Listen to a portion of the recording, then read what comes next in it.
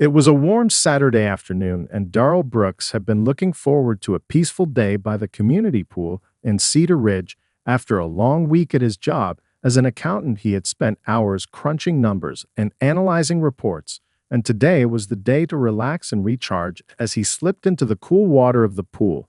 It felt like a small escape from the stresses of everyday life. The sun was shining brightly above, and the sound of children laughing and splashing in the shallow end brought a sense of calm over him. As he swam a few laps, he enjoyed the rhythmic movement of his body cutting through the water. It was a familiar comfort. Darrell had been a resident of Cedar Ridge for over 6 years now. He was well known in the neighborhood for being friendly and always willing to lend a hand, whether it was helping a neighbor with their car or offering advice on taxes. Darrell was the kind of person who made the community feel connected and inviting. He was proud of where he lived, and he had always felt welcome in the area. He never imagined that a quiet day at the pool would turn into a confrontation that would shake everything up. As Darrell finished his last lap and made his way to the poolside to take a break, he noticed a woman standing at the edge of the pool, watching him closely. She was in her mid-40s with short blonde hair and an expression that seemed more critical than curious. Darrell didn't recognize her immediately, but that wasn't unusual, as there were always new faces moving in and out of the neighborhood. She had a scowl on her face that made him uneasy, but he tried to brush it off, thinking she was just having a bad day. He settled onto a lounge chair, wiping his face with a towel and adjusting his sunglasses when he heard her voice calling out sharply, "Excuse me." Darrell turned toward her, wondering if she was asking about something like pool rules or the weather, but the tone of her voice made it clear this wasn't a casual conversation. "You need to leave," she said firmly, her hands placed on her hips like she was giving an order. "This pool isn't for people like you." Darrell blinked in disbelief, not sure if he had heard her correctly. "What did you say?" he asked, his voice steady but confused. The woman's eyes narrowed, and she took a step closer. "You heard me," she said in a condescending tone. "I don't think people like you belong here. It's making everyone uncomfortable." Darrell felt a wave of heat rush to his face, but he took a deep breath, refusing to let her words get to him. "I live here," he said slowly. "I pay for this pool, just like everyone else, and I'm not going anywhere." He was trying to stay calm, but there was something about her attitude that was starting to bother him.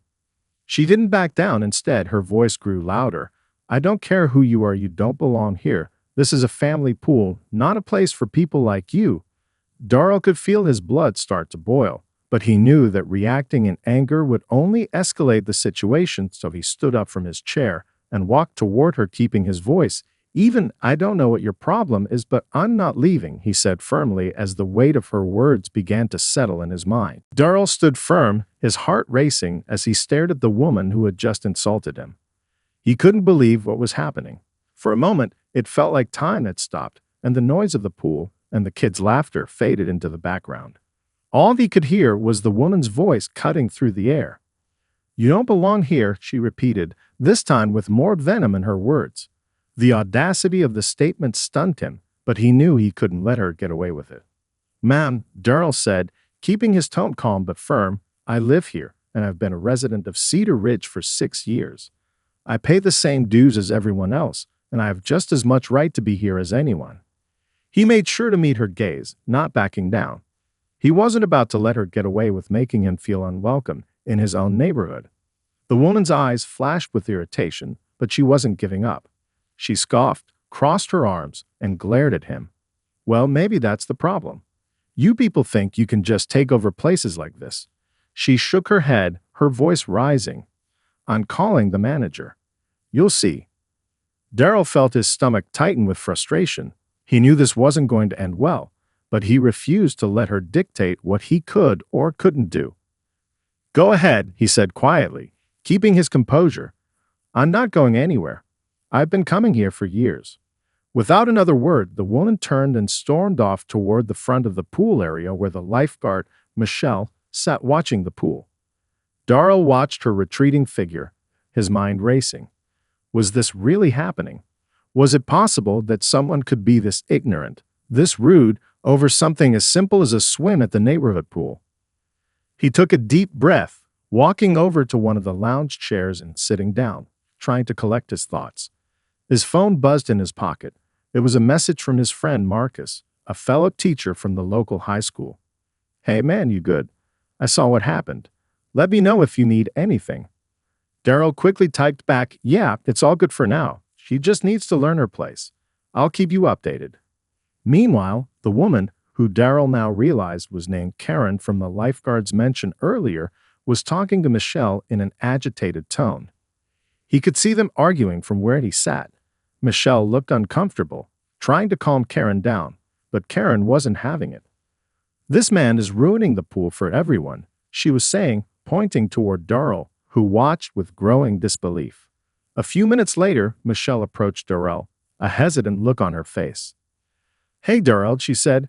"Karen's making a scene, saying you're causing trouble here. She's asking me to tell you to leave."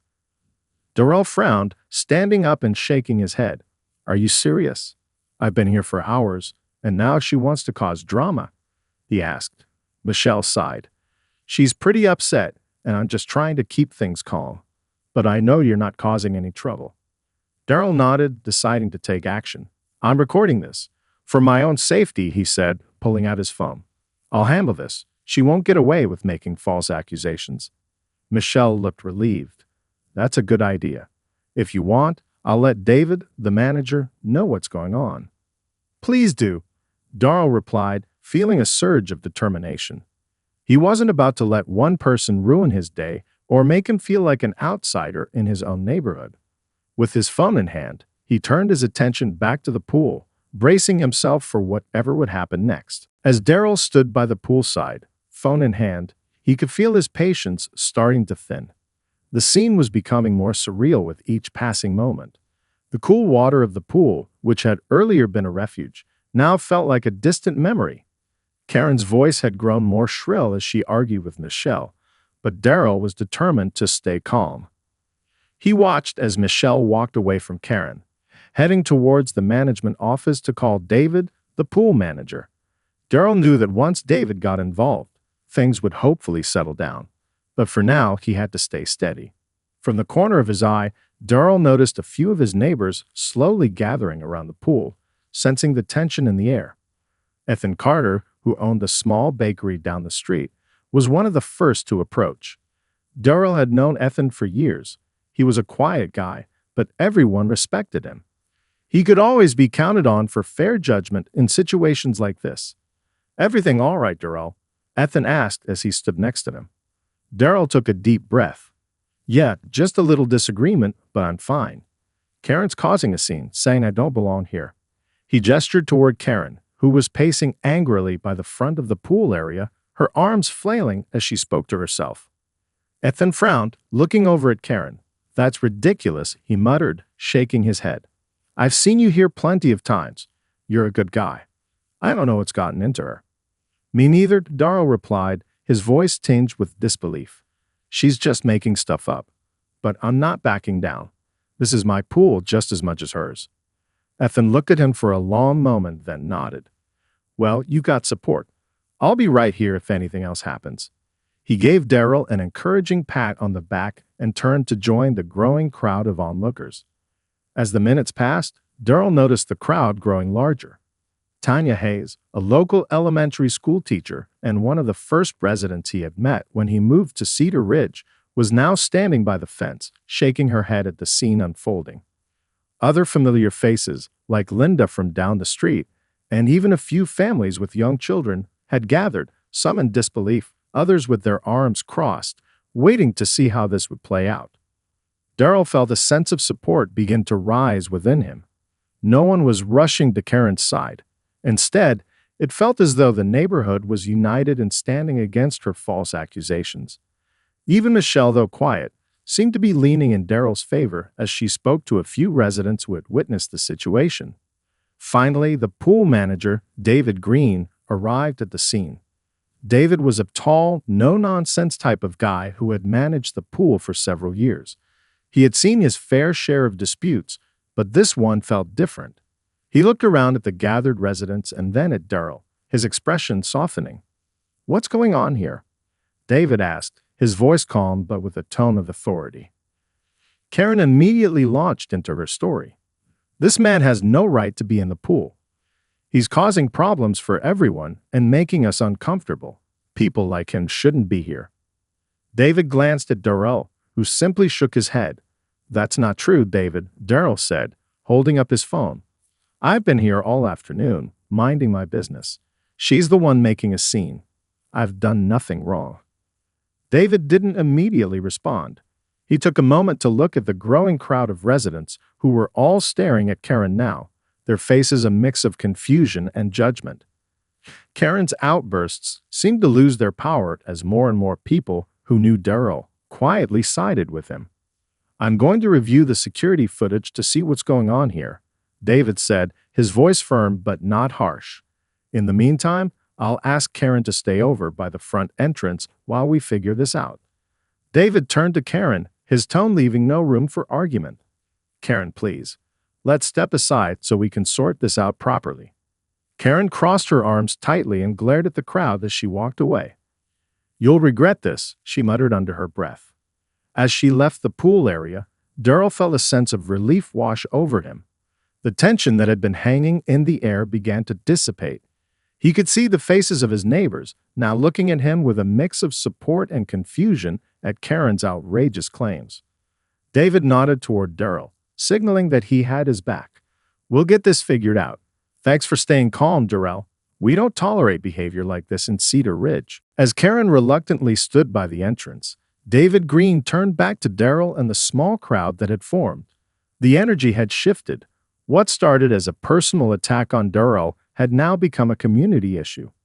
Neighbors who had once kept to themselves were now exchanging looks, their faces full of disbelief and frustration. Darrell could feel the weight of their collective support, but the situation still felt far from resolved. He knew that the words and actions of one person could shake a community, but the reaction of everyone around him made it clear that Karen's influence was slipping away fast. David motioned for Darrell to come with him. "Let's step over to the management office, Darrell. I want to get to the bottom of this." As they walked toward the small office near the poolside, Darrell felt a brief sense of calm. At least the situation was in more capable hands now.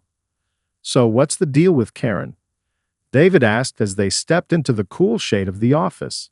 The small space was decorated with posters of pool rules and safety tips. Darrell, still in disbelief, took a deep breath.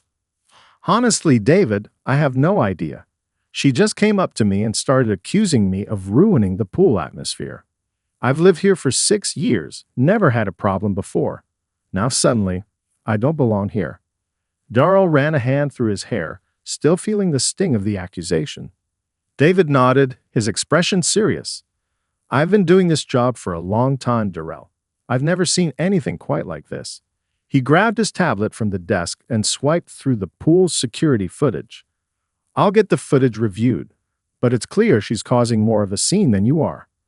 As Darrell leaned back against the desk, he could hear the faint murmur of voices outside. The crowd was still gathered by the pool, but the tension had shifted. More people were speaking up, expressing their disbelief at Karen's behavior. It was like the entire neighborhood had suddenly turned into a united front.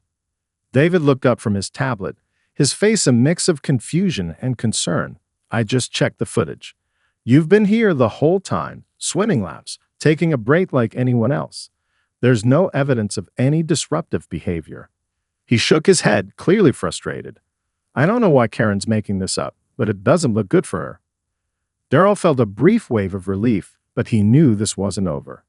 Karen had already proven she was willing to cause trouble, and he was bracing for the fallout. "What happens next?" Darrell asked, his voice steady but curious. David glanced at him before responding. "I'll talk to her and get her side of the story, but it's pretty clear this was unwarranted. If she keeps this up, we might have to suspend her pool privileges." "I don't want to cause trouble for her," Darrell replied, though the words didn't feel entirely sincere. "But she can't just make false accusations like this and expect no consequences. I don't know what's gotten into her, but this has gone too far."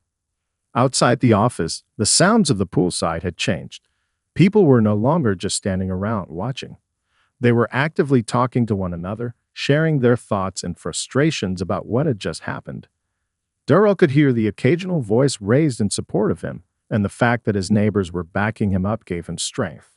A few moments later, David stepped out of the office and walked toward Karen, who was still standing at the entrance, arms crossed, looking furious.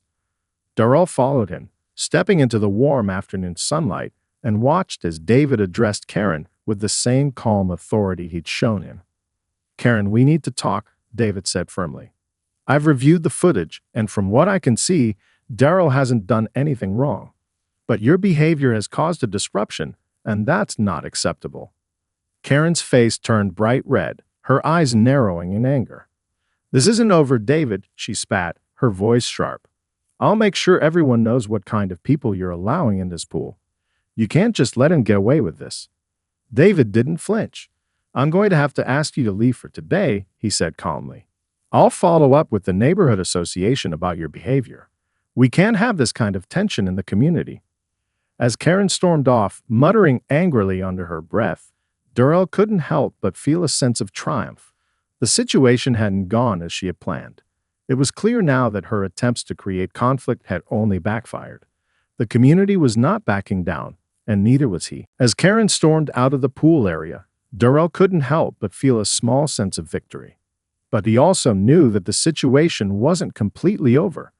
There was still the matter of what to do next and how it would impact the rest of the community. He glanced around, noting that some of his neighbors were beginning to return to their activities, but a few lingered, still watching to see how things would play out.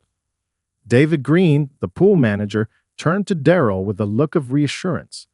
"I think that'll be the last we hear from her for today," he said, his voice calm but firm. "She's been asked to leave, and we'll be reviewing the incident with the neighborhood association." Darrell nodded, still trying to process everything that had just happened. "Thanks for handling that, David," he said, trying to shake off the tension that had built up in his shoulders. "I appreciate you stepping in." David gave him a small smile. "No problem. This is your community too, Darrell. We take care of each other here. If you ever need anything, don't hesitate to reach out." Just as Darrell was about to respond, he heard a voice calling his name. He turned to see Tanya Hayes, the elementary school teacher from down the street, walking toward him. She had been one of the first to show support when the situation had escalated. "Hey, Darrell," Tanya said with a warm smile. "Are you doing okay? That was pretty intense." Darrell sighed and ran a hand through his hair. "Yeah, I'm all right now. Just a little shaken up, you know. I never thought something like that would happen here. It's not like this is some kind of big city with problems all the time. This is Cedar Ridge." Tanya nodded sympathetically. "I get it. I've lived here for years and I've never seen anything like that either. It's upsetting when someone tries to stir up trouble for no reason." "I just don't get it," Darrell continued, his voice tinged with confusion. "I don't know, Karen. I've never had any issues with anyone around here. And then, out of nowhere, she starts accusing me like that. I mean, why? What's the point?" Tanya paused for a moment, thinking carefully before responding. "People like her, they thrive on control. I'm not saying I understand it either, but sometimes people want to feel powerful, like they can dictate who belongs and who doesn't. And when that gets challenged, it's like they lose their grip." Darrell considered her words, a deep frown forming on his face. He had never thought about it that way before, but it made sense. Karen wasn't just trying to control the pool. She was trying to control who was allowed to exist in this space in her view. And when someone like Darrell stood up to her, it threatened the false sense of authority she had created. "I appreciate you talking with me about this, Tanya," Darrell said, feeling a bit of clarity. "It's nice to know I'm not the only one who's shaken up by this." Tanya smiled warmly. "You're not alone. And honestly, it's good to see someone stand up for themselves. It reminds the rest of us that we don't have to let people like that push us around." Just then, more neighbors began to walk over to Darrell, including Ethan from the bakery and Linda, the retiree who always had a kind word for everyone. They gathered around him, expressing their support and reassuring him that what had happened wasn't a reflection of the neighborhood as a whole. Linda, a longtime resident of Cedar Ridge, placed a gentle hand on Darrell's arm. "I've been here for nearly 30 years, Darrell," Linda said with a soft smile. "And I can tell you, this isn't what our community stands for. We look out for each other, and anyone who tries to tear that down doesn't have a place here." Daryl's chest swelled with gratitude as he looked around at his neighbors. He had always felt welcome here, but this moment, this unexpected show of unity, was something else. It wasn't just that they were backing him up, it was that they were all backing each other. In a world that sometimes felt divided, Cedar Ridge had proven that it was a place where people still cared for one another.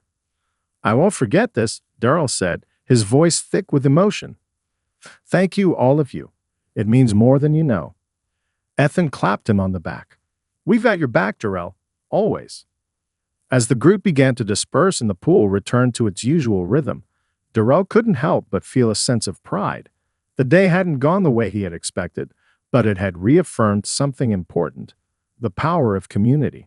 And as he made his way back to the pool, ready to finally relax and finish his day, he knew he wouldn't be facing any more battles alone. As the afternoon wore on, the air around the pool seemed to lighten. The tense atmosphere that had lingered since Karen's outburst began to fade, and people returned to their leisure activities. The sound of children laughing and splashing in the water filled the space again, and the community, once fractured by Karen's actions, slowly started to feel whole again. Daryl sat back on one of the lounge chairs, his muscles finally beginning to relax after the tension of the day. His phone buzzed in his pocket again, and he pulled it out to see a text from Marcus. "Asterisk, how's everything going? Let me know if you need a beer later. You've earned it."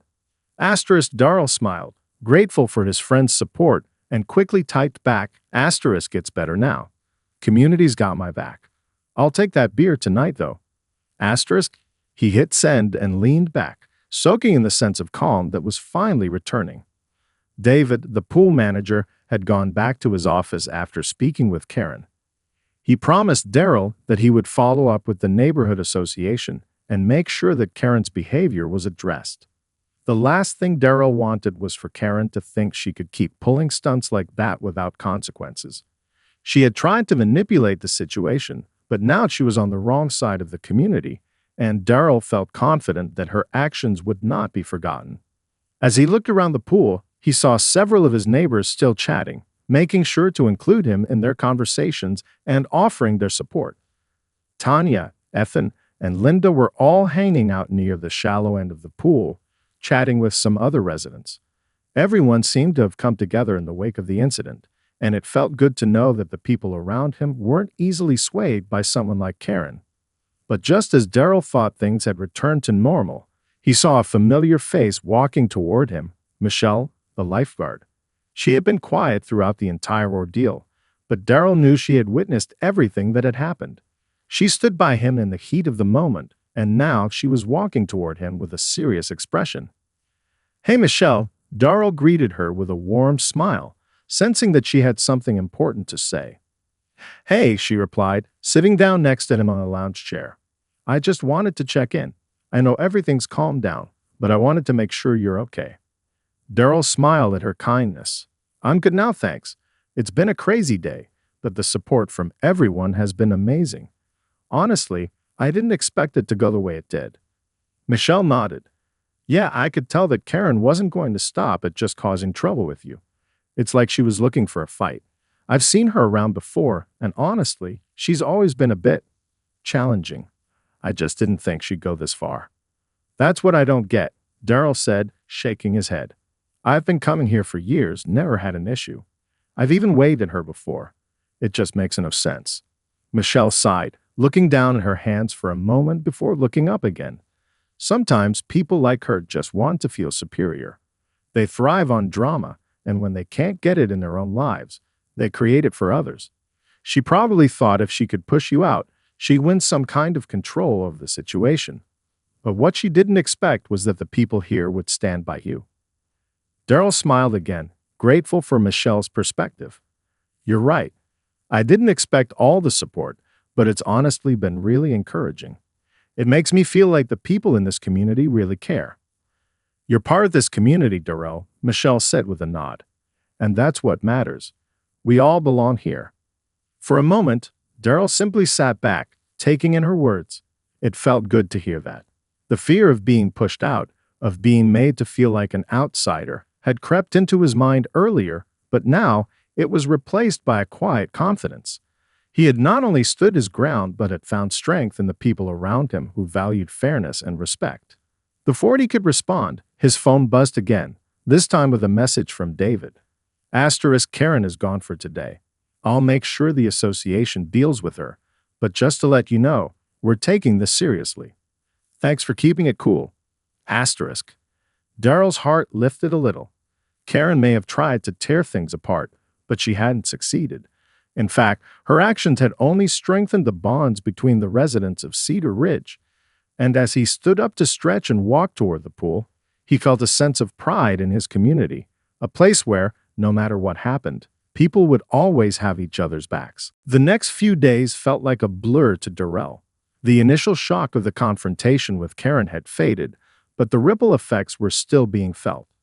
Cedar Ridge had never experienced anything like this before, and people were still talking about the incident in hushed tones. The strange thing, though, was how much stronger the sense of community had become in its wake. Darrell had been going about his daily routine, a little more aware of the eyes around him, but instead of feeling uncomfortable, he felt a sense of pride.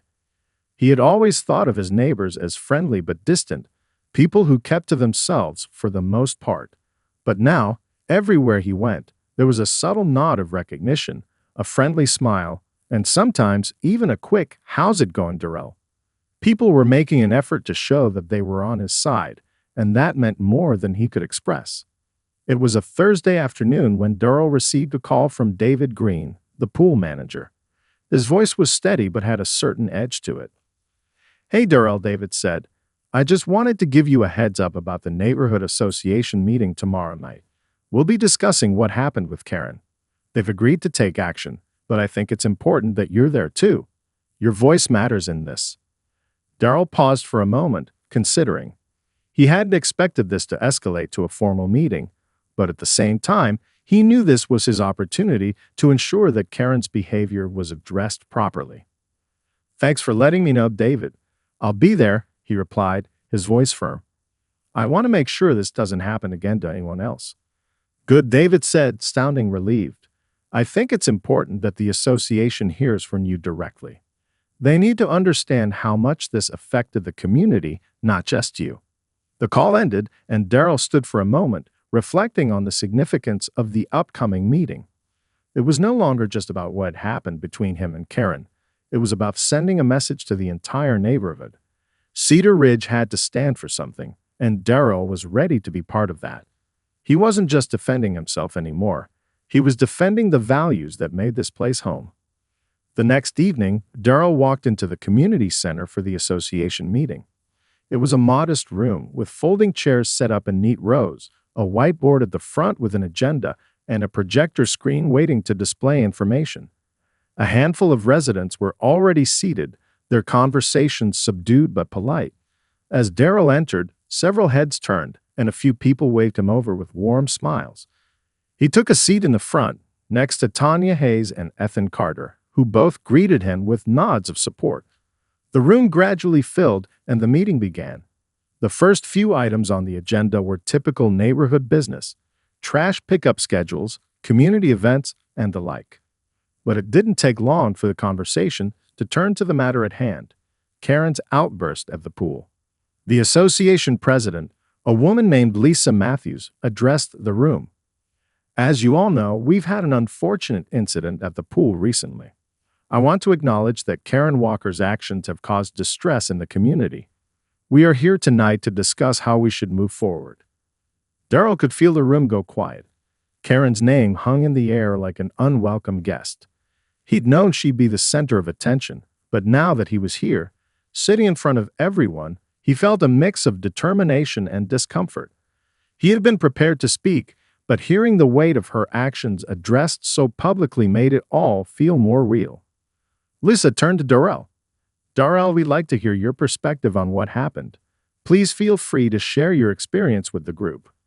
Darrell stood up, his palms slightly sweaty but his voice steady. He looked around the room at all the faces he now recognized, the neighbors who had supported him, the ones who had stood up for what was right. This wasn't just about him anymore. It was about everyone. I've lived here for 6 years and I've never had an issue with anyone, Darrell began. I came to the pool like I always do, to relax, sweat a little, and clear my mind. But when Karen accused me of being a problem, I realized it wasn't about the pool. It was about control. She didn't want someone like me here, and she was willing to stir up trouble to make me feel unwelcome. He paused, taking a deep breath before continuing.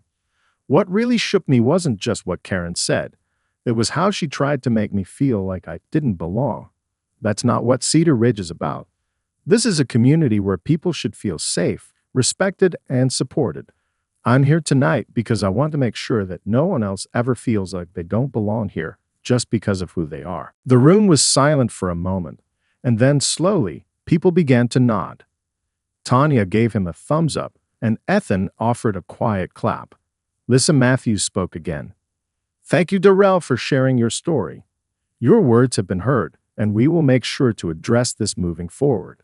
We will be looking into how to ensure that all members of our community feel safe and respected, and that kind of behavior is not tolerated.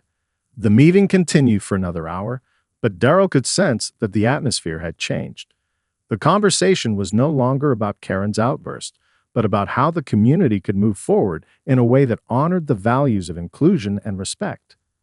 People were more engaged than ever, sharing their thoughts on how to ensure that something like this never happened again. As the meeting concluded, Lisa Matthews, the association president, announced that they would be holding a follow-up meeting in a week to discuss specific actions and policies moving forward. The residents had agreed that they needed to create clearer guidelines for behavior in shared spaces, especially the pool area, where tension had flared up. There would be a new focus on fostering a more inclusive environment, and the idea of a community awareness campaign was brought up, something to remind everyone that respect and kindness were non-negotiable. Darrell felt a surge of hope as he left the meeting. It wasn't just the resolution of his own conflict that mattered. It was the way the entire neighborhood was coming together to ensure that their shared values were upheld. He couldn't help but think about how things had changed in just a few days. What had started as a confrontation, fueled by one person's desire to create division, had sparked a movement that brought everyone closer together. The next morning, Darrell received a call from David Green, the pool manager. Hey Darrell, I just wanted to let you know that Karen won't be coming back to the pool anytime soon, he said. The association voted to suspend her membership for the next month. They felt it was necessary to send a message about what happened. Darrell felt a weight lift off his shoulders. He wasn't out for vengeance, but knowing that Karen's actions would have consequences was a relief. Thanks for keeping me updated, David, he said. I really appreciate everything you've done to support me through all of this. David's voice softened. You did the hard part, Darrell. You stood up for what's right. I just made sure the community did its part. As Darrell hung up the phone, he felt a quiet sense of satisfaction. The situation hadn't been easy, but it had been necessary. It was clear to him now that standing up to injustice, no matter how small or how large, was something everyone should do. Even if it meant facing confrontation and uncertainty, doing the right thing ultimately brought people together. Over the next few weeks, the neighborhood began to feel different. The pool had once been a place where people came and went without much thought, but now it had become a space where neighbors actively engaged with one another. There were more conversations happening by the poolside, more impromptu barbecues, and a sense of camaraderie that Darrell had never felt before. The community had learned from the incident, and it was stronger for it. Darrell continued to swim at the pool every morning, just like he had before the confrontation. But now, when he walked into the area, he didn't just see it as a space to relax. He saw it as a place where he had stood up for his dignity, and in doing so, had helped create a stronger, more united neighborhood. People waved and greeted him by name, and the smiles felt more genuine than ever. One afternoon, as Darrell was leaving the pool after a swim, he spotted Tanya sitting on a bench, reading a book. She looked up and smiled when she saw him. Hey, Darrell, she called out. You heading out? Yeah, just finished my laps, Darrell replied, walking over. Everything's been pretty calm since the meeting. It feels good to know that people really care about what happened. Tanya closed her book and set it aside, her eyes sparkling with approval. You did a great job. I'm proud of how you handled everything. You stood up for what's right, and now everyone's learning from it. This community's better for it." Daryl grinned. "I don't know about all that, but I do feel like things have shifted. Cedar Ridge is starting to feel more like a place where people really look out for each other." Tanya nodded. "It's definitely getting there, and you're part of that. Don't forget that." As Daryl walked home, he couldn't help but reflect on everything that had happened. The poolside confrontation with Karen had turned into something far more significant than he ever imagined. It had forced the community to examine what truly mattered: the respect and dignity of every person, no matter their background.